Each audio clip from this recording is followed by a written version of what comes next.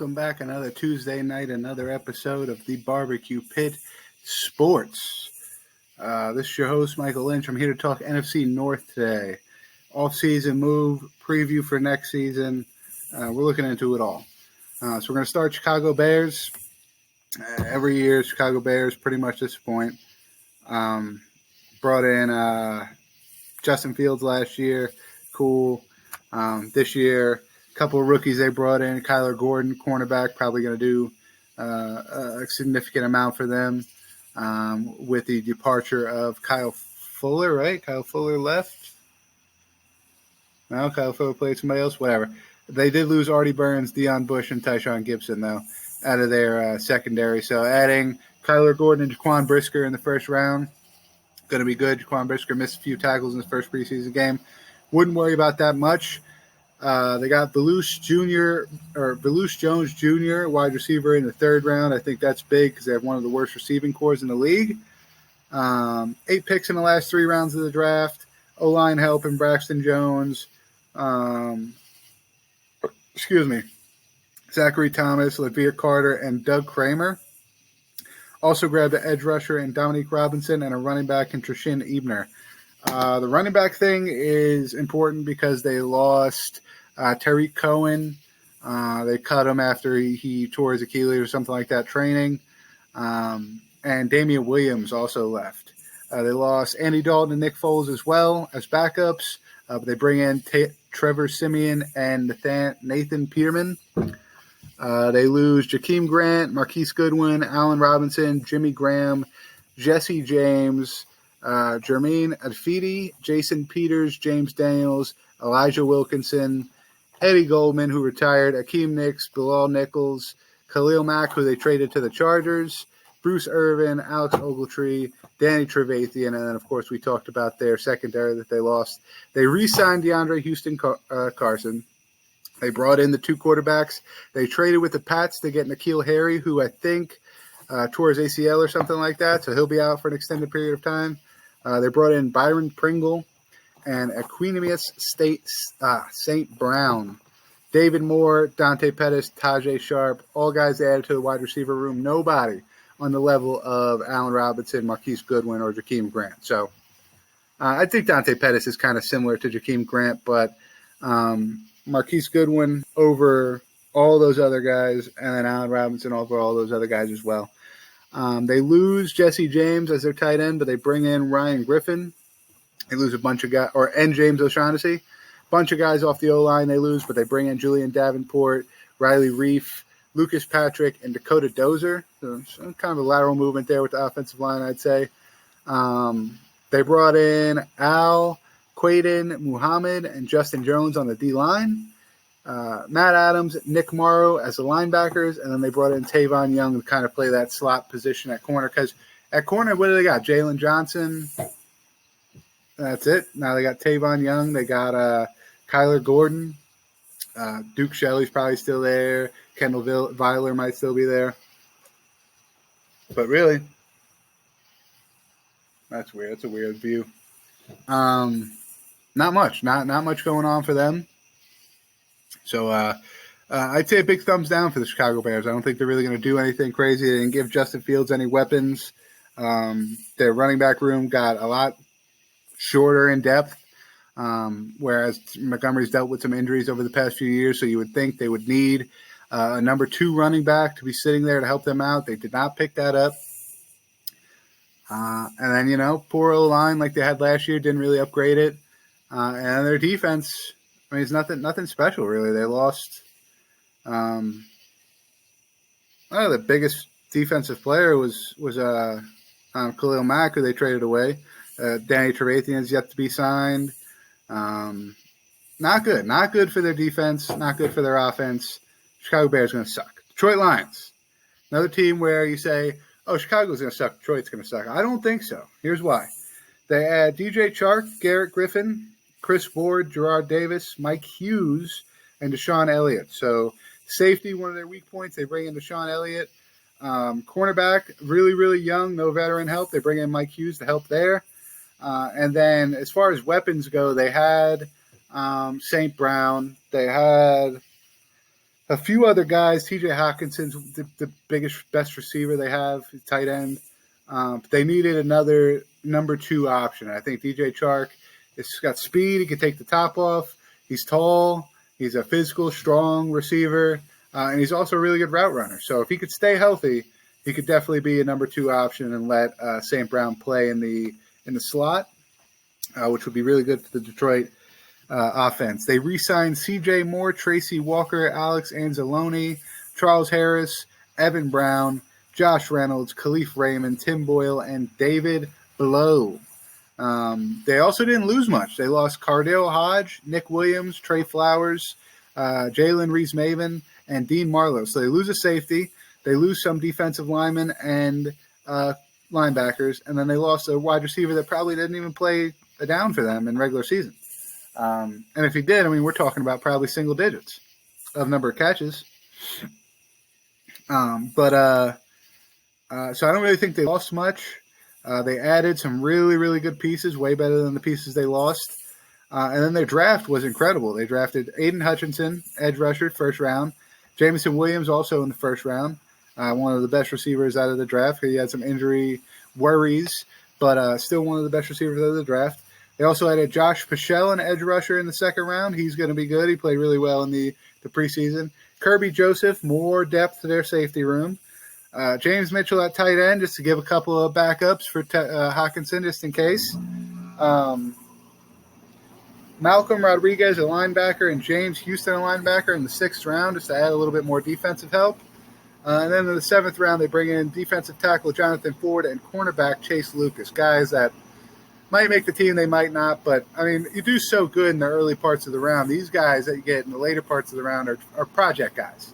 You know, Tom Brady, people say, oh, Tom Brady got drafted in the 7th round. He was a project guy. Tom Brady didn't start day one. He didn't make an impact day one. He waited, and then once fucking Bledsoe got hurt, he stepped in and took over. So he's a project guy. They worked on him before fucking throwing him to the Wolves. It's what they'll probably do to those later round guys.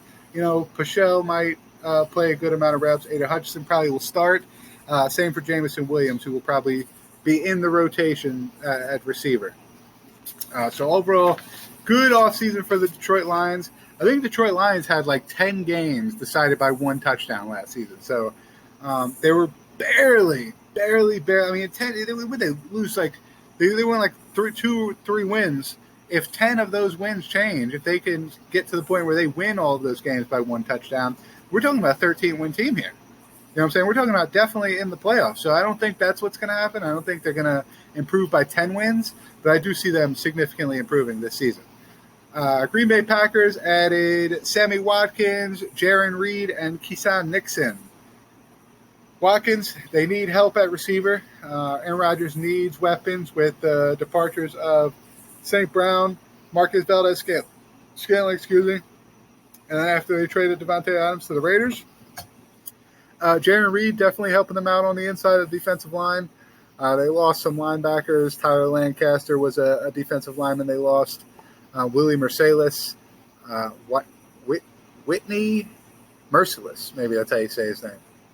And then they brought in Keeson Nixon as well, which isn't much of an upgrade from Kevin King and Chandon Sullivan, who they lost, but I like Nixon. I think he's a gritty guy. He can definitely play in the nickel spot, and he'll be good for their defense. They also re-signed Rasul Douglas, Jair Alexander, Preston Smith, Devondre Campbell, Robert Tonyan, Alan Lazard, and Aaron Rodgers. So they brought back a lot of their core players.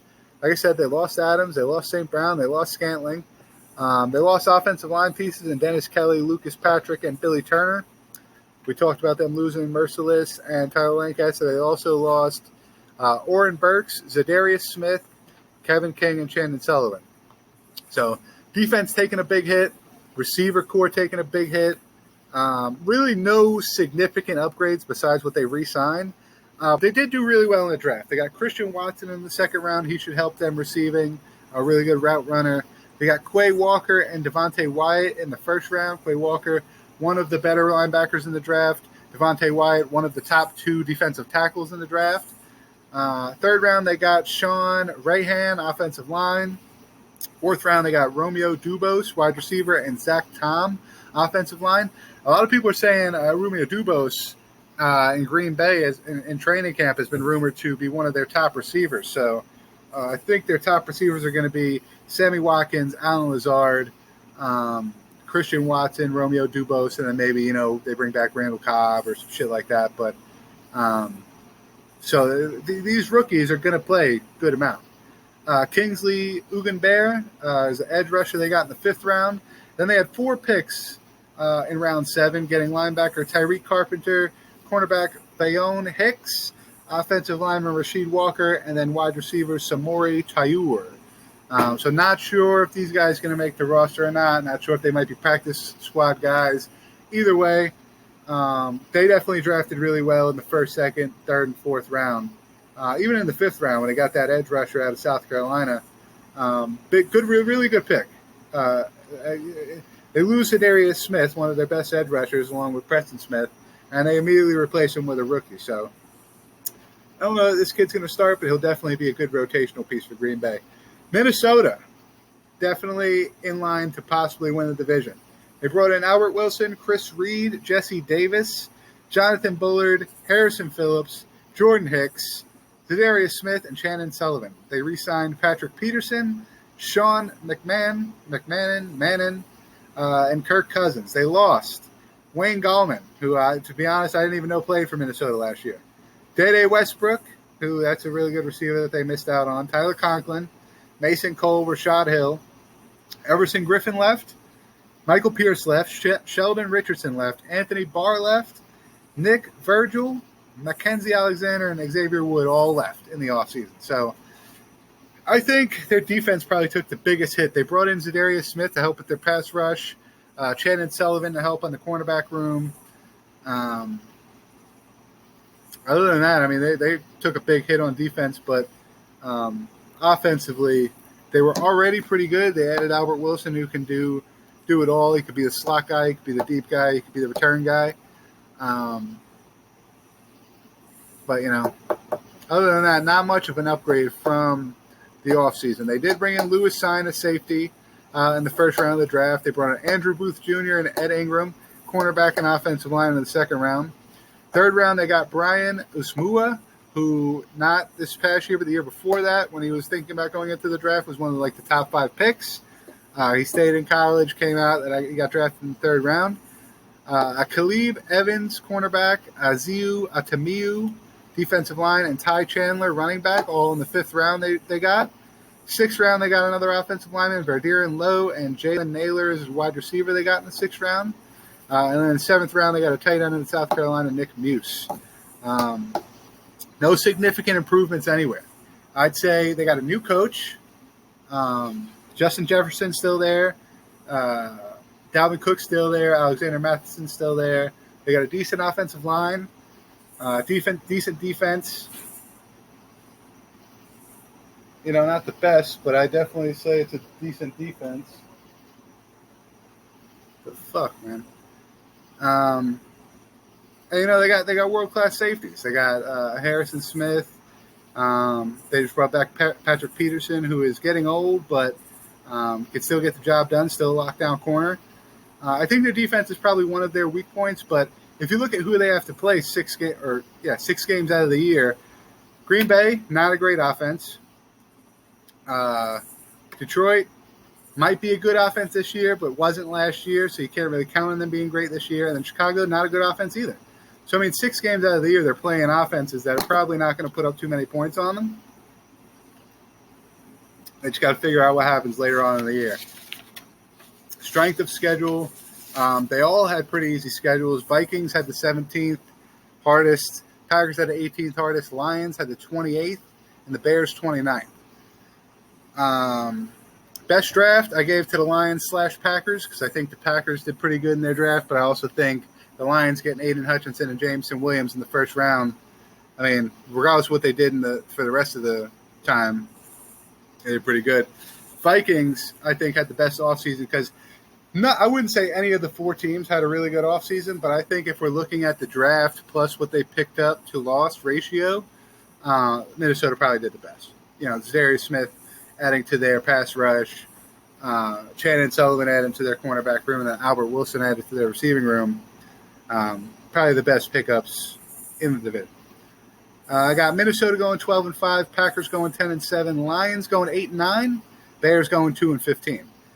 So I don't see the Bears beating many people this season. Lions, like I said, big turnaround, but I don't think they make the playoffs. Packers 10-7. I think Aaron Rodgers finds a way to win games a lot.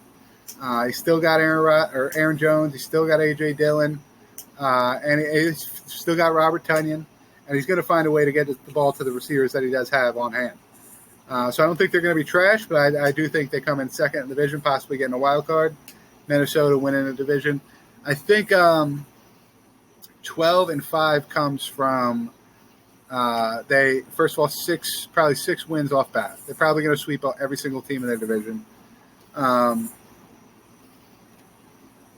Then there's going to be a bunch of toss-ups. They're going to come down to the wire a lot too. I think last year they had maybe 6 or 7 games come down to the last drive. So it's going to happen again this year.